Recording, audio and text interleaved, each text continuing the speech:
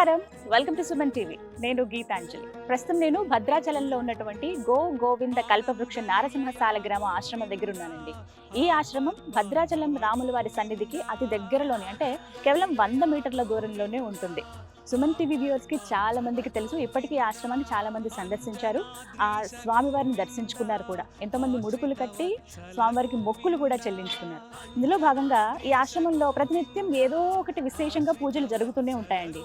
త్వరలో రాబోతున్న ఏరువాక పున్నమికి ఎంతో విశేషవంతమైన పూజా కార్యక్రమాలు చేస్తున్నారు. ప్రత్యేకించి రైతులందరికీ కూడా మట్టిని ప్రసాదంగా అందజేస్తూ ఉన్నారు. అసలు మట్టిని ప్రసాదంగా అందించడం ఏంటి, వాటిని ఏం చేయాలి, మళ్ళీ ఏమైనా పూజా కార్యక్రమాలు చేయాలా, ఆ మట్టిని ఏం చేయొచ్చు, ఈ వివరాలన్నీ తెలుసుకుందామని నేను హైదరాబాద్ నుంచి భద్రాచలం వచ్చాను మీ అందరి కోసం. మరి ఇంకా ఆలస్యం ఎందుకు, లోపలికి వెళ్ళి ఎవరైతే ఈ ఆశ్రమాన్ని నిర్వహిస్తున్నారో డాక్టర్ కృష్ణ చైతన్య స్వామి వారితో మాట్లాడి పూర్తి వివరాలు తెలుసుకుందామా? అలాగే ఆ నృసింహస్వామిని కూడా దర్శించుకుందాం రండి.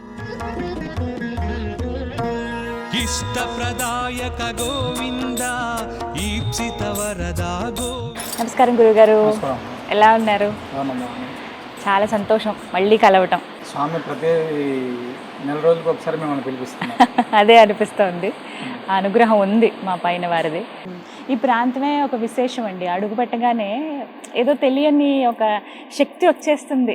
అప్పటి వరకు నీరసంగా ఉన్నా, లేకపోతే ఏదో బాధలో వచ్చినా ఒక ఓదార్పు కనబడుతుంది ప్రాంతంలో. అంటే ఆ స్వామి ఉండడమే ఒక మహిమ. అంటే సాక్షాత్తు లక్ష్మీ నరసింహ స్వామి వారు ఇచ్చినటువంటి సాలగ్రామం ఒకవైపు, ముక్కోటి దేవతల స్వరూపమైనటువంటి గోమాత ఇంకోవైపు. అంటే ఇక్కడ నెగిటివ్ ఎనర్జీ అనేటువంటిది అసలు ఉండదమ్మా, స్కోపే లేదు, ఖచ్చితంగా ఉండదు. ఇక్కడ చాలా మంది ఆరా టెస్ట్ చేసేటువంటి వాళ్ళు వీళ్ళు చాలా మంది ఈ మధ్యకాలంలో ఇక్కడికి వచ్చి అసలు ఇక్కడ ఎంత ఆరా ఉంది అసలు అనేటువంటి చాలా సార్లు వచ్చి వెళ్ళారు.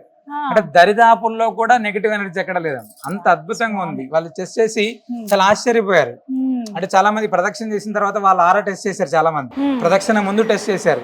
అంటే ఎంత వీళ్ళకి ఈ యొక్క ఆరా శక్తి ఎంత ఉందని ప్రదక్షిణ చేసిన తర్వాత వాళ్ళ యొక్క ఆరా చాలా డివైన్, చాలా అద్భుతంగా ఉంది. అంటే భగవంతుడు అనేటువంటి వాడు గోవుకి సాలగ్రామానికి ప్రదక్షిణ చేస్తే మనలో ఉండేటువంటి గ్రహ బాధలన్నీ కూడా తొలగిస్తాడు అని మేము చెప్తున్నాం కదా. ఆ తొలగించడం అనేటువంటిది తగ్గుతుంది కదా ఖచ్చితంగా. భగవద్ అనుగ్రహం అనేటువంటిది పెరిగిపోతే ఆటోమేటిక్ నెగిటివ్ తగ్గిపోతూ ఉంటుంది. కష్టంలో ఉన్నప్పుడు ఎవరికైనా మన వాళ్ళు అనుకుని వెళ్తే అంటే కష్టం తీసినా తీయకపోయినా ఓదార్పుగా ఒక మాట దగ్గరికి తీసుకునే తత్వం ఎలా అయితే అనిపిస్తుందో, అడుగు పెట్టగానే ఆ భావన కలుగుతుందండి. నాకు ఈ కష్టం ఉంది స్వామి అని ఆయనతో చెప్పుకోగానే నేను ఉన్నాను కదా అన్నట్టు ఆయన దగ్గరికి తీసుకున్నట్టుగా అనిపిస్తుంది ఇక్కడికి వచ్చి. శ్రీ నృసింహ సేవావాహిని అనేటువంటి దానికి అంటే నృసింహ భక్త కుటుంబంలో అందరికీ ఉండదు. అంటే ఇది ఒక పెద్ద కొడుకు. నృసింహ సేవావాహిని అనేటువంటిది ప్రతి ఇంట్లో కూడా ఒక పెద్ద కొడుకు లాగా ఉండదు. అంటే కష్టం వస్తే అక్కడ నృసింహ సేవావాహిని ఉంటుంది అనేటువంటిది నమ్మకం బాగా. మరి అన్ని వేల మంది యొక్క సంకల్ప శక్తి. గురువు గారు, గోవింద కల్పవృక్ష నారసింహ ఆశ్రమం అమావాస్య చాలా ప్రత్యేకంగా జరుగుతుందంట. సాధారణంగా అంటే అమావాస్య అంటే కొంత నూతన కార్యక్రమాలు ఏమన్నా చేపట్టాలన్నా, ఏమైనా పనులు చేయాలనుకున్నా, మామూలుగా చేసే పనులు కూడా అమ్మ ఇవాళ అమావాస్య కదా వద్దులే అని ఆగిపోతూ ఉంటారు. కానీ ఇక్కడ చాలా ప్రత్యేకంగా విశేషమైన పూజలు చేస్తారట కదండి, ఏంటి ఆ విశేషం? అమావాస్య అనేటువంటిది ఒక పర్వదినం అమ్మ. శాస్త్ర ప్రకారం కూడా సకల కార్యసిద్ధికి కూడా, అంటే తమిళనాడు ఆ ప్రాంతంలో మీరు అమావాస్య అనేటువంటిది ఒక పెద్ద పండుగలాగా చేస్తారు. అమావాస్య నాడు మనం ఏదైనా సంకల్పం చేసి భగవంతుడి యొక్క విశేష ఆరాధన జరిగితే చాలా తొందరగా ఆ యొక్క సంకల్పాలు నెరవేరుతాయి అని చెప్పి మనకు శాస్త్రం పెద్దలు చెప్తారు. అలాగా ఇక్కడ కల్పవృక్ష నారసింహ సాలగ్రామ ఆశ్రమంలో మనం ప్రతి మంగళవారం కూడా స్వామివారికి విశేషమైనటువంటి అభిషేకం చేస్తాం ఉదయం పూట. అంటే ఆ రోజు ఓన్లీ అభిషేకం మాత్రమే జరుగుతుంది మంగళవారం రోజు.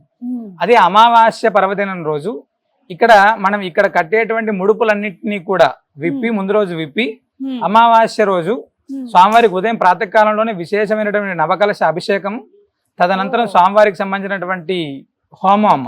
ప్రతి అమావాస్య రోజు మహాలక్ష్మి హోమం ఇక్కడ చాలా అద్భుతంగా జరుగుతుంది. మహాలక్ష్మి హోమం, సుదర్శన హోమం, ఆయుష్ హోమం, ఈ మూడింటిని నిర్వహించి అప్పటిదాకా కట్టినటువంటి ముడుపులు ఏవైతే ఉన్నాయో ఆ ముడుపులనే కూడా అక్కడ హోమంలో వేయడం జరుగుతుందమ్మా. అంటే సంకల్పం నెరవేరడానికి కట్టేటువంటి ముడుపుని ఆనాడు అగ్నిదేవుడికి మనం ఆహుతిలో సమర్పించడం జరుగుతుంది. ఇక్కడ అమావాస్య అనేటువంటిది సంతానం కోసం వచ్చేటువంటి వాళ్ళు చాలా మంది, ఆర్థిక ఇబ్బందుల కోసం వచ్చేటువంటి వాళ్ళు, గ్రహ బాధలు ఉన్నాయో ఇలాంటివి ఏవైతే ఉంటాయో అవన్నింటినీ కూడా రూపుమాపుతుంది. అమావాస్య అనేటువంటి గ్రహదోష నివారణ జరుగుతుంది అని చెప్పి ఆనాడు కొన్ని వేలాది మంది ఇక్కడ వచ్చి దర్శనం చేసుకుని స్వామివారి హోమంలో కూర్చొని అభిషేక జలాన్ని, అమావాస్యలో జరిగేటువంటి అభిషేకం జలాన్ని స్వామివారి ప్రసాదం తీసుకుని వెళ్తుంటారు. అందుకని ఆ రోజు చాలా విశేషంగా జరుగుతాయి. చాలా మంది వస్తూ ఉంటారు ఈ కదా. మధ్యకాలంలో జరిగినటువంటి అమావాస్య సుమారు ఒక 15,000 మంది పైన ఇక్కడ వచ్చి దర్శనం చేసుకొని స్వామివారికి తీర్థ ప్రసాదం తీసుకుని వెళ్ళారమ్మ. అట్లా ప్రతి అమావాస్య రోజు ఉదయం అభిషేకం, తర్వాత హోమం, తర్వాత స్వామివారి యొక్క ప్రసాదం, తీర్థం ఇవన్నీ కూడా ఇవ్వడం. నృసింహ రక్షకి అంటే మనం ప్రతిరోజు కట్టేటువంటి నృసింహ రక్ష అమావాస్య రోజు మాత్రమే పూజ చేస్తాం మేము ఇక్కడ. ముందుగా వివరాలు తెలుసుకోవచ్చా అండి మీకు కాల్ చేసి ఇలా అంటే అదే నృసింహ సేవ వాహినికి సంబంధించినటువంటి నెంబర్ కి ఫోన్ చేసి అంటే అమావాస్య జరిగేటువంటి హోమంలో వాళ్ళు పార్టిసిపేట్ అవ్వాలి, లేదా అభిషేకంలో పార్టిసిపేట్ అవ్వాలి. ముందు రోజు రాత్రి ఇక్కడికి వచ్చి పడుకునేటువంటి వాళ్ళు చాలా మంది అమ్మ ఇక్కడ నిద్రిస్తారు. చాలా మంది అంటే విఐపీలు సైతం ఇక్కడికి వచ్చి పడుకొని పొద్దున్నే అభిషేకం హోమంలో పాల్గొనేటువంటి వాళ్ళు చాలా మంది అమ్మ. విన్నారుగా మీరు కూడా అమావాస్య రోజు ప్రత్యేకించి ఆ రోజు విశేషమైన పూజలో మేము కూడా పాల్గొనాలనుకునే వాళ్ళకి నెంబర్స్ డిస్ప్లే చేస్తాను, కాల్ చేసి మీరు రావచ్చండి. లేదంటే ఆ రోజు మీరు డైరెక్ట్ గా వచ్చినా, మేము దూర ప్రాంతాల నుంచి వస్తున్నాము అని అంటే కనుక ముందు రోజు వచ్చినా ఇక్కడ మీకు వసతి ఉంటుంది. చక్కగా ఇక్కడే స్వామివారి సన్నిధిలోనే ప్రశాంతంగా నిద్రించి ఉదయాన్నే అభిషేకాలు, ఆ పూజలు అవన్నీ కూడా చూసి ధరించవచ్చు. గురువుగారు, సంతానం లేని వారి కోసం అని చెప్పి, అలాగే ఆర్థికంగా ఇబ్బందులు ఉన్న వాళ్ళ కోసం అని చెప్పి, లేకపోతే కష్టాల ఊబిలో అది ఏ కష్టమైన ఉన్న వాళ్ళ కోసం అని చెప్పి రకరకాల పూజలు ఉన్నాయి, ముడుపులు ఉన్నాయి, ఇవన్నీ ఉన్నాయి. ఇప్పుడు కొంతమంది అడిగారండి, మా పిల్లోడు సరిగ్గా చదువు విషయంలో వెనకబడి ఉన్నాడు, ఎన్నిసార్లు లేకపోతే ఎక్కడ చదివించినా కూడా ఇబ్బంది అవుతోంది, ఎంత చదివినా కూడా తెలివైన వాడే కానీ మొద్దులా తయారవుతున్నాడు అంటే ఇలాంటి ప్రాబ్లమ్స్ చాలా మంది పేరెంట్స్ అడుగుతున్నారండి ఈ ప్రశ్న. మరి అలాంటి వారికి ఏమైనా ప్రత్యేక పూజ ఉందా? అంటే విద్యార్థులకు ఎప్పుడు కూడా హయగ్రీవ స్వామి వారి యొక్క అనుగ్రహం ఉండాలమ్మా. విద్యా హయగ్రీవ స్వామి, హయగ్రీవుడు అంటే సకల విద్యకి ఆయన అధిపతి. మనం సరస్వతీదేవికి, మేధా దక్షిణామూర్తి స్వామి వీరికి కూడా విద్యను అనుగ్రహించినటువంటి వాడు హయగ్రీవుడు. అంటే హయగ్రీవ స్వామి అంటే గుర్రం మొహం ఉంటుంది, మీరు అంటే చూడొచ్చు మీరు కూడా. చాలా విశేషమైనటువంటి విద్య అనుగ్రహిస్తాడు ఆయన. అంటే మనం ఏమి చేయకపోయినప్పుడు కూడా హయగ్రీవ హయగ్రీవ హయగ్రీవ అని ప్రతిరోజు కూడా ఎవరైతే ఉదయం ప్రాతకాలంలో విద్యార్థులు అనుకుంటారో వారికి చక్కగా హయగ్రీవ అనుగ్రహం లభిస్తుంది అని చెప్పి శాస్త్రం. మనం కూడా మనం సాలగ్రామ ఆశ్రమంలో ప్రతి హయగ్రీవ జయంతి రోజు కూడా ఈ సంవత్సరంలో కూడా ఆగస్టు 19వ తారీఖు హయగ్రీవ జయంతి రోజు ప్రత్యేకంగా విద్యార్థుల కొరకు మాత్రమే హయగ్రీవ హోమాన్ని మనం నిర్వహిస్తున్నాం. అంటే విద్యార్థులకు ఉండేటువంటి ప్రాబ్లం ఏంటంటే చదువుకునేటువంటి చదువుని పేపర్ మీద పెట్టకపోతే ఉపయోగం లేదు. వాడు ఎంత చదివినా మా గుర్తుండాలి, పేపర్ మీద పెట్టాలి, అప్పుడు మాత్రమే వాడు యోగ్యుడు అవుతాడు. చాలా మంది పిల్లలు మొండిగా తయారవడానికి కానీ లేకపోతే చదువు రాకపోవడానికి కారణం ఇవన్నీ కూడా ఏమవుతుంటే గ్రహదోషాల ప్రభావం. అలాంటి పిల్లలందరూ కూడా అంటే ఎవరైతే మా పిల్లడు చాలా అద్భుతమైన రీతిలో ఉండట్లేదు అని అనుకునేటువంటి వాళ్ళు హయగ్రీవ ఆరాధన అనేటువంటిది, హయగ్రీవ హోమంలో పాల్గొనడం అనేటువంటిది చాలా విశేషమైనటువంటిదమ్మా. ఖచ్చితంగా ఆగస్టు 19వ తారీఖు శ్రావణ పౌర్ణమి రోజు జరిగేటువంటి హయగ్రీవ హోమంలో పాల్గొనండి. చక్కటి హయగ్రీవ ప్రసాదం అంటే మనం కూడా హయగ్రీవము అని ఒక ప్రసాదం ఉంటుందమ్మా ప్రత్యేకంగా. అంటే శనగబాడలు వీళ్ళతోటి దానికి ప్రత్యేకంగా ఒక ప్రసాదాన్ని హయగ్రీవ స్వామి వారికి నివేదన చేయడానికి ఒక ప్రసాదం ఉంటుంది. ఆనాడు మనం విశేషంగా విద్యార్థులందరికీ కూడా ఆ యొక్క హయగ్రీవము అనేటువంటి ప్రసాదాన్ని అందించడం కూడా జరుగుతుంది. మన సంతానం కోసం ఎలా అయితే ప్రసాదం ఇస్తామో అంటే మంచి మేధాశక్తి కోసం వాడు ముందుకు వెళ్ళాలి అంటే సమాజంలో చాలా మందికి చాలా సంకల్పాలు ఉంటాయి, వాడి డ్రీమ్ ఉంటుంది. వాడు ఎంత డ్రీమ్ ఉన్నప్పటికీ కూడా వాడు చేరుకోవాలంటే ముందు ఇక్కడి నుంచి ముందు అడుగు పడితేనే ఇవన్నీ కూడా ఉపయోగం. అలాంటి విద్యార్థులందరి కోసం కూడా ప్రత్యేకంగా హయగ్రీవ ప్రసాదం, హయగ్రీవ రక్ష ఇవన్నీ కూడా మనం ఈ యొక్క హయగ్రీవ జయంతి రోజు ఇవ్వడం జరుగుతుంది. మీరు అడిగారు కదా, వాళ్ళందరికీ కూడా మేము చెప్పేది ఏంటంటే తప్పకుండా ఆనాడు ఇక్కడ స్వామివారి సన్నిధిలో జరిగేటువంటి హోమంలో పాల్గొనండి. సకల విద్యానాథుడైనటువంటి హయగ్రీవ అనుగ్రహాన్ని కూడా పొందొచ్చు. స్టూడెంట్స్ అందరూ వింటున్నారు కదా, చాలా మంది తల్లిదండ్రులు కూడా ఒక బెంగ పెట్టుకుంటారు పిల్లలు సరిగ్గా చదవట్లేదని. ఆగస్టు 19 శ్రావణ పౌర్ణమి వచ్చిందండి, మంచి సమయం అది. చక్కగా వచ్చి ఇక్కడ హోమం కానీ ఇక్కడ ఉన్నటువంటి పూజలో పాల్గొనండి. ఇచ్చేటువంటి ప్రసాదం స్వీకరిస్తే కనుక పిల్లలు చక్కగా చదువుకుంటారు, బెంగే అవసరం లేదు. వాళ్ళు జీవితంలో ఏమి సాధించాలనుకున్నా అది చక్కగా సాధిస్తారని చెప్తున్నారు. కాల్ చేయండి, వివరాలను కనుక్కోండి. గురువుగారు, అక్షయ తృతీయ రోజు అండి ఎంత విశేషంగా ఇక్కడ పూజ జరిగిందో తెలిసిన విషయమే.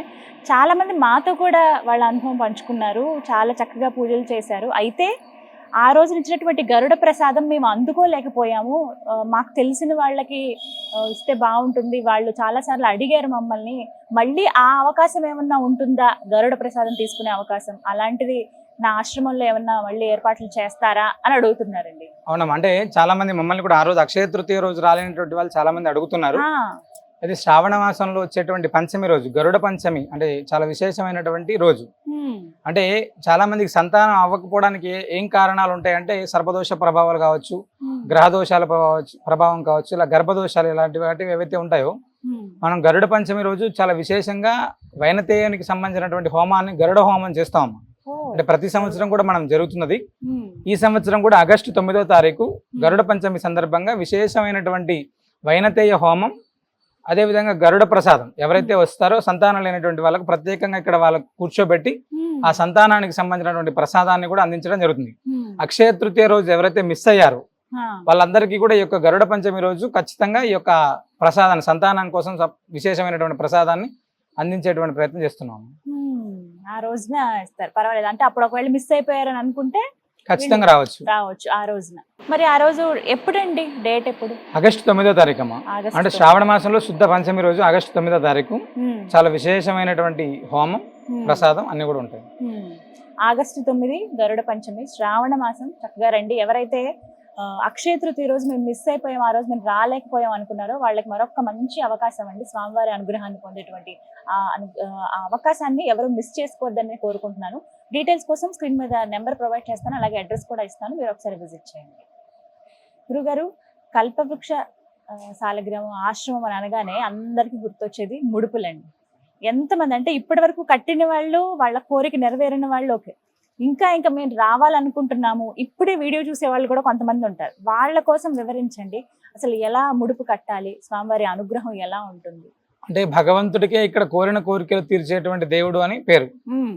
అంటే ఎం కామయతే చిత్తం తం ప్రాప్నోతి నిశ్చయం అని, నీ దగ్గర ధర్మబద్ధమైనటువంటి సంకల్పం ఉంటే, అంటే నీ కుటుంబానికి ఉపయోగపడాలి, అది సంతానం కోసం కావచ్చు, నీ యొక్క ఆర్థిక సమస్యల కోసం కావచ్చు, నీ పిల్లల ఉన్నతి కోసం కావచ్చు, ఏదైనప్పటికీ కూడా, నీకు ఒక ఇల్లు లేదా అలాంటి ఏ సంకల్పంతో ఒకటి స్వామివారిని ఇక్కడ ప్రార్థన చేసినా కూడా అనతి కాలంలోనే, అంటే ఉద్యోగస్తులకు ఉద్యోగం కావచ్చు, ఇవన్నీ కూడా అనతి కాలంలోనే స్వామివారు అందిస్తున్నారు.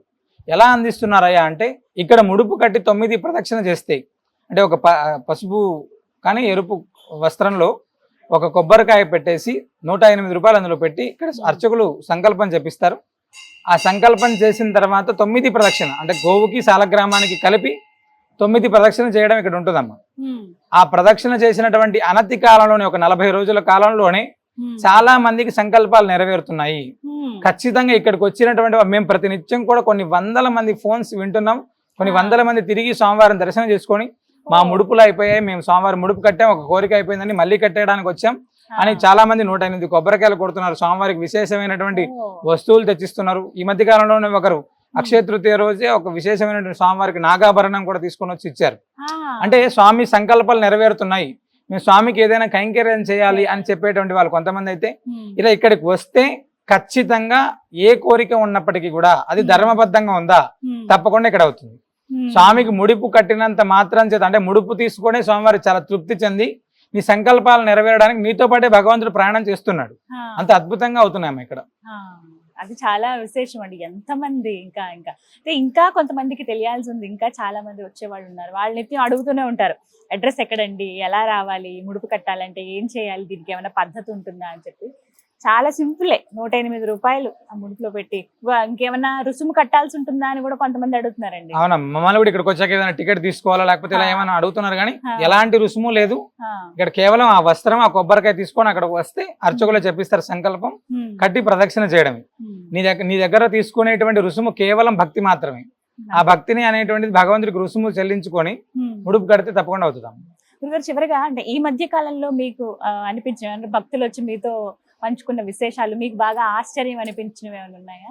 అంటే చాలా, అంటే సంతానానికి సంబంధించిన అయితే మేము ప్రతినిత్యం కూడా చాలా మంది మా దగ్గరకు వస్తుంటారు, అడుగుతుంటారు, కట్టినాక అవుతుంటుంది. మేము నిన్న మృగశిర కార్తీకి సంబంధించినటువంటి రోజు పూజ చేస్తున్నప్పుడు ఒక ఎస్ఐ గారికి సంబంధించినటువంటి ఒక పోస్టింగ్, ఆయన వచ్చిన విషయం మాకు తెలియదు. ఇక్కడికి వచ్చి దండం పెట్టుకొని ఆయన ముడుపు కట్టి వెళ్ళారంట. వచ్చినటువంటి తర్వాత ఆయనకు ఒక 15-18 రోజుల్లోనే ఆయన యొక్క సంకల్పం నెరవేరింది. ఒక ఆవు దూడను తీసుకుని వాళ్ళ తల్లిదండ్రులకు ఇచ్చి పంపించారమ్మా. ఆవు దూడ అది కొత్త ఆవు దూడ, దాన్ని ఇచ్చి పంపించారు. ఆయనకు చెప్పామండి, పొడిస్తే ఇబ్బంది అవుతుందంటే చాలా ఏం పడదని ఒక 10 నిమిషాలు హడావిడి చేసింది. తర్వాత చాలా చక్కగా ఉంది అక్కడ. అంటే ఒక ఎస్ఐ గారు ఆయన ఇక్కడికి వచ్చి దండం పెట్టుకునే వెంటనే ఒక 18 రోజుల్లోనే ఆ సంకల్పం నెరవేరింది. వాళ్ళ నాన్నగారు అమ్మగారు చెప్పారు, మా అబ్బాయి చాలా ఇబ్బందుల్లో ఉండేయండి, అందుకే వచ్చి దండం పెట్టుకున్నాడు అంటారు. ఏలూరు దగ్గర ఒక కుటుంబం వచ్చారు లాస్ట్ అక్షయ తృతీయ రోజు. వాళ్ళ నాన్నగారికి పెరాలసిస్ ప్రాబ్లం, ఎలక్ట్రీషియన్ అతను. కుటుంబం నడవడమే చాలా ఇబ్బంది.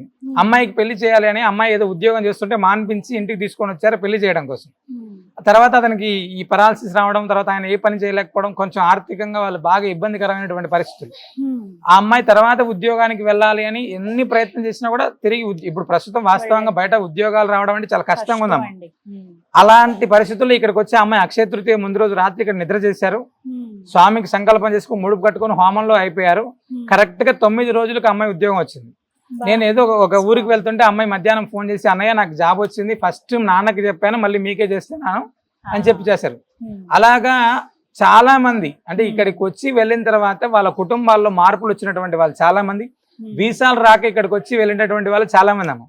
బయట దేశాల్లో వాళ్ళ పిల్లలకు ఉద్యోగాలు రాకపోతే ఉద్యోగాలు ప్రస్తుతం అక్కడ కూడా ఇబ్బందికరమైనటువంటి పరిస్థితులు, ఇక్కడికి వచ్చి స్వామివారి నిద్ర చేసి స్వామివారికి సుదర్శనార్చన చేసుకొని వెళ్ళినటువంటి వాళ్ళు చాలా మంది, అక్కడికి ఉద్యోగాలు వచ్చినటువంటి వాళ్ళు చాలా మంది. అట్లాంటి ప్రతినిత్యం కూడా అంటే ఇది వినలేదు ఇది విన్నాము అని లేకుండా సాలగ్రామం దర్శనం చేసుకుని ముడుపు కడితే ఖచ్చితంగా పని అయిపోతుంది. ఇందులో సామాన్య మానవుల నుంచి సామాన్య విఐపీల దాకా ప్రతి ఒక్కరు కూడా ఈ మధ్యకాలంలో ఆంధ్రప్రదేశ్ కి సంబంధించినటువంటి ఎలక్షన్స్ లో 38 మంది ఎమ్మెల్యేకి సంబంధించినటువంటి క్యాండిడేట్స్ వాళ్ళకి సంబంధించినటువంటి బంధువులు ఇక్కడ ముడుపు కట్టారమ్మా. 2 మాత్రమే ఓడిపోయారు. ఆ 2 మాత్రమే ఓడిపోయి మిగతా 36 మంది గెలిచారు. తెలంగాణలో 4 ఎంపీలు, ఆంధ్రాలో 36 మంది ఎమ్మెల్యేలు ఇక్కడికి వచ్చి స్వామివారి దర్శనం చేసుకుని వెళ్ళిన తర్వాత గెలిచినటువంటి వాళ్ళందరూ కూడా. అంటే భగవంతుడు అయినటువంటి వాడికి అనుగ్రహం ప్రతి ఒక్కరికి అవసరం. అది అలాగే గురుగారు ఇంకా ప్రత్యేకంగా మాట్లాడుకోవాలి, మీ సేవకు నిదర్శనం ప్రతినిత్యం చేసేటువంటి అన్నదానం. అసలు ఎక్కడ అది ఆపకుండా దాన్ని అలా కంటిన్యూ చేస్తున్నారు అనేది ఆ విషయంలో చాలా గొప్పవాళ్ళు మీరు. అయితే ఎప్పుడు నాకు సంతోషం అనిపిస్తుంది. అంటే ఆకలితో ఏ విషయమైనా సరే చాలు అన్నారంట, కానీ భోజనం మాత్రమే చాలు ఇంకా కడుపు నిండిపోయింది అని అంటారంటే. అలాంటిది అన్నదానం అనేది మహాపుణ్యం చేస్తే. అందులోనూ ఇక్కడ ఆశ్రమంలో ప్రతినిత్యం అది జరుగుతూనే ఉంటుంది, ఎవరో ఒకరు వచ్చి భోజనం చేస్తూనే ఉంటారు. మాకు కూడా వాటిలో పాల్గొనాలని ఉంటుందండి. అంటే స్వయంగా మేము వచ్చి వండకపోయినా ఏదో ఒక రూపంలో సహాయం చేయాలని చెప్పి కొంతమంది మాకు కామెంట్స్ రూపంలో అడిగిన వాళ్ళు కూడా ఉన్నారు. అంటే మా పుట్టినరోజు కావచ్చు, మా పిల్లల పుట్టినరోజులకు కానీ, మా పెద్దవాళ్ళ వాళ్ళ జ్ఞాపకార్థం కానీ ఇలా మేము ఎవరైనా భోజనం పెట్టించాలంటే ఎలా అండి, మేము ఎన్ని డబ్బులు కట్టాలి, వీటికి ఏంటి నియమాలని అడుగుతున్నారు. అంటే భద్రాచలం వచ్చేటువంటి యాత్రికులు అంటే రాముల వారి సేవకు వచ్చేటువంటి యాత్రికులకు కొంతమంది అయితే సాలగ్రామ దర్శనానికి వచ్చేటువంటి వాళ్ళు ఇలా అంటే అనేక మంది భక్తులు ప్రతినిత్యం కూడా ఇక్కడ అన్నప్రసాదాన్ని స్వీకరిస్తున్నారమ్మా. అంటే అన్నప్రసాదం అనేది మీరు అన్నట్టుగా ఇది చేయడం అనేటువంటిది ఒక యజ్ఞం. కామన్ గా ఈ ఎంత యజ్ఞంలో ప్రతినిత్యం కూడా కొన్ని వందలాది మంది ఆహారాన్ని స్వీకరిస్తున్నారు. అన్నప్రసాద వితరణ అనేటువంటిది నిజంగా కూడా ఒక మనిషి కడుపు నింపితే అశ్వమేధ యాగం చేసినటువంటి ఫలితం వస్తుంది అని చెప్పి మనకు పెద్దలు చెప్తుంటారు. అంటే ఆకలితో ఉన్నటువంటి వాడికి అంతకు మించింది ఇంకేం అవసరం ఉండదమ్మా. ప్రాణం పోతుంది అనేటువంటి సమయంలో ఆహారం అందితే ఆటోమేటిక్ గా వాడు లేచి కూర్చుంటాడంట. అలాగే అన్నప్రసాదం అనేటువంటిది వివిధ క్షేత్రాలు, కాశీ గజా ప్రయాగ క్షేత్రాల్లో చేస్తే ఎంత ఫలితం వస్తుందో భద్రాచల క్షేత్రంలో చేస్తే కూడా అంతే ఫలితం వస్తుంది అని చెప్పి మనకు పురాణాలు చెప్తున్నాయి. ఇక్కడ మనం చేసేటువంటి అన్నప్రసాద వితరణలో చాలా మంది వాళ్ళ పుట్టినరోజులు కావచ్చు, పెళ్లి రోజులు కావచ్చు, ఇలాంటి రోజుల్లోనే చాలా మంది మా ద్వారా ఒక 10 మందికి పెట్టండి లేదా ఒక 100 మందికి పెట్టండి.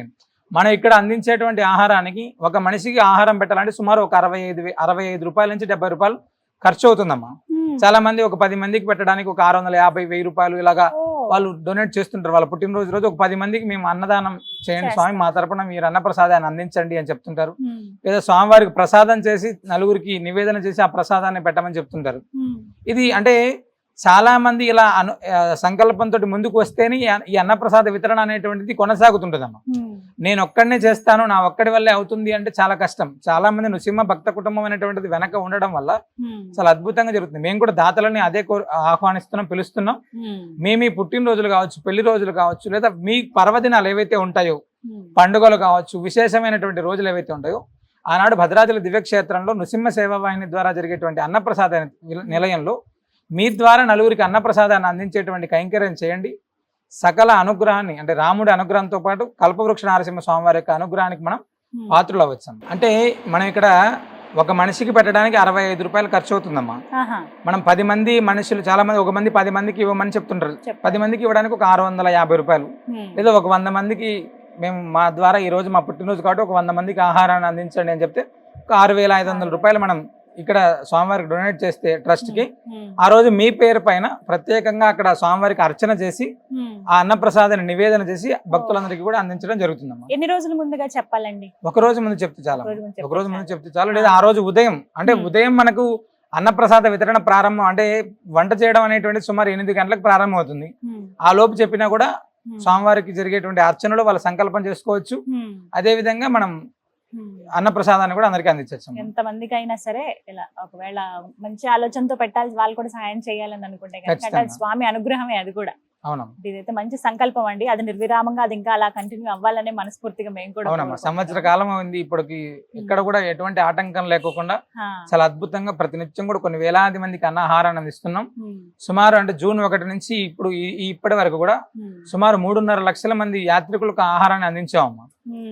అంతమంది లక్షల్లో తీసుకున్నారు. చాలా సంతోషం అండి. ఎప్పుడొచ్చినా ఇక్కడ చాలా ప్రత్యేకంగా కనపడుతుంది. ఏదో ఒక పూజలు జరుగుతూనే ఉంటాయి. ఈసారి ఇంకా విశేషంగా ఉన్నాయి. ఇందాక మనం మాట్లాడుకున్నట్లుగా ఏరువాక పున్నమి, అది కూడా విజయవంతం అవ్వాలి. మీరు అనుకున్న సంకల్పం నెరవేరాలని మనస్ఫూర్తిగా కోరుకుంటున్నాను నరసింహస్వామి. ధన్యవాదాలు గురుగారు. విన్నారు కదా, ఏరువాక పున్నమి చాలా విశేషంగా చేస్తూ ఉన్నారు. ప్రత్యేకించి రైతుల క్షేమం కోసం పంటలు సుభిక్షంగా పండాలి అనే ఉద్దేశంతో ఎవరైతే రైతన్నులు ఉన్నారో రండి, ఒకసారి ఆశ్రమాన్ని సందర్శించండి, స్వామివారిని దర్శించుకోండి. మీరు దర్శించుకుని అలాగే ఇక్కడ మట్టిని ప్రసాదంగా అందిస్తూ ఉన్నారు. ప్రతినిత్యం హోమాలు చేసి అలాగే ప్రత్యేకంగా కొన్ని మంత్రాలు చదివి వాటిలో ఒక శక్తిని నింపుతున్నారు. అవి గనక మీ పొలాల్లో జల్లితే ఖచ్చితంగా పంటలు బాగా పండుతాయి. వాటి కోసమే కదా ఎంత కష్టపడతాం మనం. ఇంకా మీకు తెలిసిన వాళ్ళు ఎవరైనా ఉన్నా కూడా చెప్పండి, వాళ్ళని ఆశ్రమానికి తీసుకురండి. అడ్రస్ నేను క్లియర్ గా అందిస్తాను. ఒకవేళ మీకు ఇంకేమైనా కన్ఫ్యూజన్ ఉంటే కాల్ చేయండి, నెంబర్ ఇస్తాను. ఆ నెంబర్కి ఫోన్ చేసి మీరు రండి, స్వామివారిని దర్శించుకోండి. ఆయన కృపకు పాత్రలు అవుతారని మనస్ఫూర్తిగా కోరుకుంటున్నాను. నమో నారసింహ. నమస్తే.